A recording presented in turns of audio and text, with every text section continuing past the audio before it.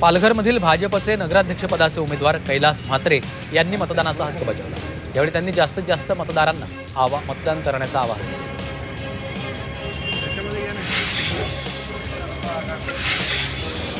भाजप आणि शिवसेना शिंदे गटात तुफान राडा झालाय।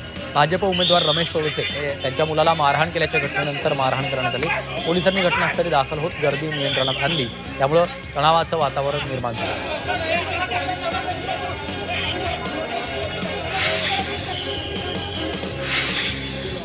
नवी मुंबईच्या उरणमध्ये 5000 बोगस मतदार आहेत असा आरोप महाविकास आघाडीच्या नगराध्यक्षपदाच्या उमेदवार भावना घाणेकर यांनी केला। तर या बोगस मतदारांवर कारवाई करावी अशी मागणी देखील केली।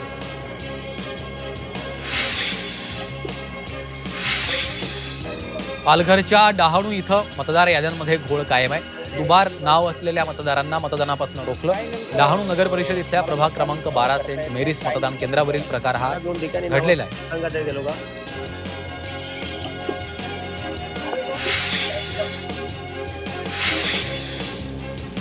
मुंबईमध्ये भाजपची महत्त्वाची बैठक झाली। यामध्ये मुंबई अध्यक्ष अमित साटम, आशिष शेलार, प्रवीण दरेकर, अतुल भातखळकर, मनीषा चौधरी, योगेश सागर, मिहिर कोटेचा तसंच मुंबईतील इतर आमदार उपस्थित होते।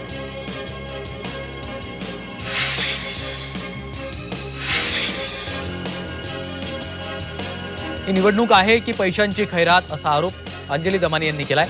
आज जे चालू आहे त्याला लोकशाहीतली निवडणूक म्हणता येईल का असा सवालही त्यांनी उपस्थित केला।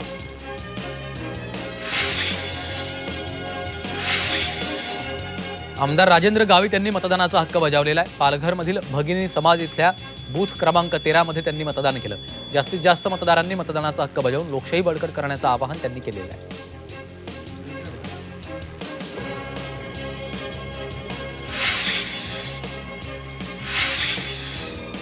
मुंबईमध्ये भारतरत्न डॉक्टर बाबासाहेब आंबेडकर यांच्या महापरिनिर्वाण दिनानिमित्त पूर्वतयारीच्या अनुषंगानं बैठकीचं आयोजन केलं।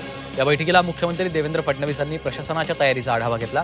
तर फडणवीसांनी महापरिनिर्वाण दिनानिमित्त तयार केलेल्या पोस्टरचं अनावरण आणि माहिती पुस्तिकेचं प्रकाशन केलं। देशविदेशात डॉक्टर बाबासाहेब आंबेडकरांचे विचार आणि एकतेचं काम करणाऱ्या विविध क्षेत्रातल्या मान्यवरांचा doctor Babasaheb Ambedkar international achievers award हा पुरस्कार देऊन गौरव करण्यात येणार आहे। पुढील वर्षी 29 मार्चला दुबईमध्ये पुरस्काराचं वितरण होणार आहे अशी घोषणा केंद्रीय राज्यमंत्री रामदास आठवले यांनी केली आहे।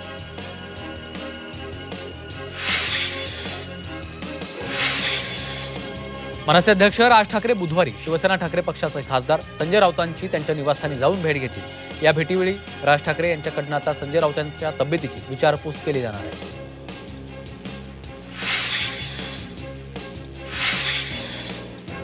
ठाण्यात उपमुख्यमंत्री एकनाथ शिंदे यांना मोठा धक्का बसलाय। एकनाथ शिंदे यांच्या कोपरी पाचपाखडी मतदारसंघातील शिवसेना शिंदे गटाचे पदाधिकारी तसंच राष्ट्रवादी अजित पवार गटाचे पदाधिकारी ठाकरेंच्या शिवसेनेमध्ये प्रवेश करतायत। हा पक्षप्रवेश उद्धव ठाकरे यांच्या उपस्थितीमध्ये होणार आहे।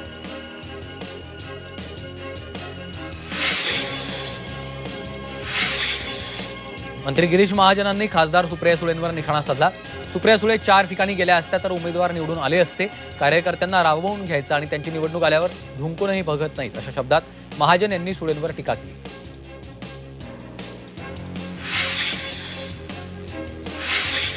महापालिका निवडणुकीच्या तोंडावर प्रजा फाउंडेशननं आपला नागरिकांचा जाहीरनामा प्रसिद्ध केला। पाणीपुरवठा, पुरेशा संख्येनं शौचालय, चांगले रस्ते, पूल आणि आरोग्य यंत्रणांसाठी एकच नियोजन प्राधिकरण अशा मागण्या जाहीरनाम्यामध्ये ठेवण्यात आल्या। येत्या काळात सर्व राजकीय पक्षांना आणि उमेदवारांना दिला जाणार असून जाहीरनाम्याच्या पूर्ततेसाठी प्रजा फाउंडेशन पाठपुरावा करणार आहे।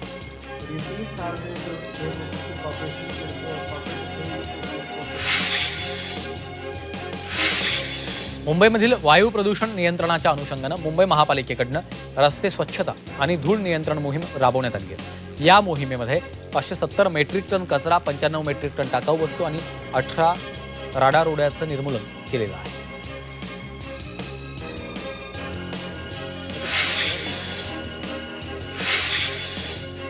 केंद्र सरकारच्या मार्गदर्शक सूचनेनुसार महाराष्ट्रातील राजभवनाचं नामकरण करण्यात आलेलं आहे। आता महाराष्ट्रातील राजभवन महाराष्ट्र लोकभवन या नावानं ओळखलं जाणार आहे। राजभवन अधिक लोकाभिमुख, पारदर्शक आणि लोककल्याणासाठी समर्पित करण्याच्या उद्देशाने हा निर्णय दिशादर्शक असल्याचं राज्यपालांनी सांगितलं।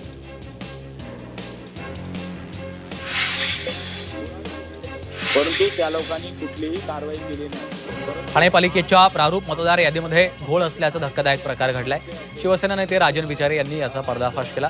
10,000 दुबार मतदार, वेगवेगळ्या प्रभागात 6,000 एकच नावं, फक्त नाव आणि आडनाव असलेले 3,000 मतदार असल्याचं उघडकीस आलं.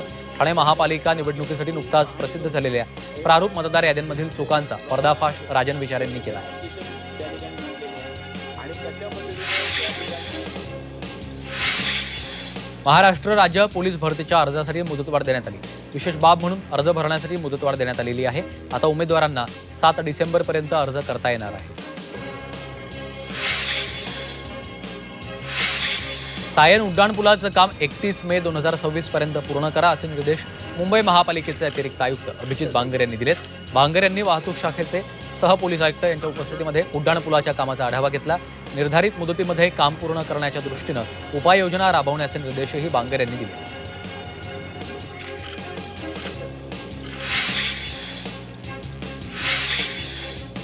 सध्या मोठ्या परिवर्तनातून जात असलेली एअर इंडिया कंपनी ही टाटा समूहासाठी व्यवसायाची संधी नसून जबाबदारी आहे. मुंबईमधील एका कार्यक्रमात टाटा संस्थेचे अध्यक्ष एन चंद्रशेखरन यांनी केलेला आहे. एन चंद्रशेखरन टाटा समूहाचे संस्थापक JRD टाटा यांच्या 121व्या जयंती समारंभाच्या कार्यक्रमात बोलत होते.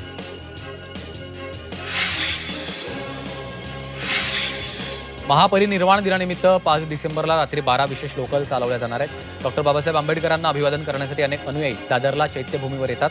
त्यांच्या सुविधेसाठी परळ कल्याण आणि कुर्ला पनवेल दरम्यान विशेष लोकल चालवल्या जाणार आहे.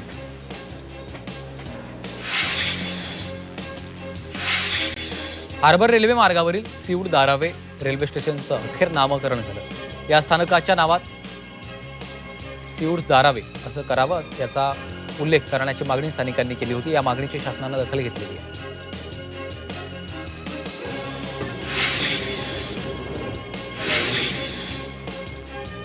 कुवैतवरून हैदराबादकडे निघालेल्या इंडिगोचं विमान अचानकपणे मुंबईच्या दिशेने वळवण्यात आलं. या विमानामध्ये मानवी बॉम्ब असल्याची धमकी मिळाल्यानंतर मोठी खळबळ उडाली होती. दिल्ली विमानतळाला ईमेलद्वारे ही धमकी आल्यानंतर सुरक्षा यंत्रणा अलर्ट मोडवर आल्या. धमकी मिळताच विमान तातडीनं मुंबईच्या दिशेने वळवलं. कल्याण डोंबिवली महापालिकेच्या रुग्णालयामध्ये मनसेनं आंदोलन केलेलं आहे. रुग्णालयातल्या ICU 2 ते 3 वर्षांपासून बंद आहेत. कल्याण डोंबिवली महापालिकेचा निषेध नोंदवण्यासाठी मनसेनं ऑक्सिजन सिलेंडर आणि ऑक्सिजन मास्क तोंडाला लावून KDMCच्या मुख्यालयामध्ये ठिय्या मांडलेला आहे.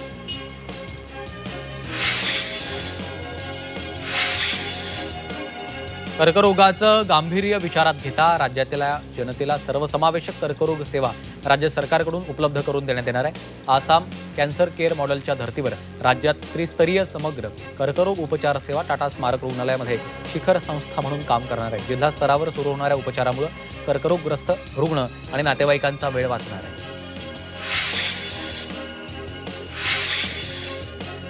महाराष्ट्र लोकसेवा आयोगामार्फत शासन सेवेतील विविध पदांवरच्या भरतीसाठी विविध स्पर्धा परीक्षांचं आयोजन करण्यात येत आहे. यावेळी 2026 मधील नियोजित विविध स्पर्धा परीक्षांचं अंदाजित वेळापत्रक जाहीर करण्यात आलं. हे अंदाजित वेळापत्रक महाराष्ट्र लोकसेवा आयोगाच्या वेबसाईटवर प्रसिद्ध करण्यात आलं आहे. नवीन स्मार्टफोनमध्ये आता केंद्र सरकारचं संचार साथी ॲप प्री इन्स्टॉल करावं लागणार आहे. मोबाईल वापरकर्त्यांची सायबर सुरक्षा करण्यासाठी तयार केलेलं ॲप अनइन्स्टॉल करण्याची परवानगी दिली जाणार नाही. पुढच्या 90 दिवसात अंमलबजावणी करावी लागणार आहे.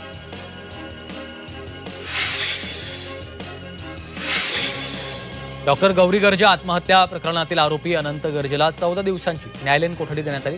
न्यायालयीन कोठडीमध्ये अनंत गर्जेची मानसशास्त्रीय तपासणी होणार आहे. तर अनंतची पॉलिग्राफ टेस्ट करणं गरजेचं आहे असं पोलिसांनी कोर्टात सांगितलं.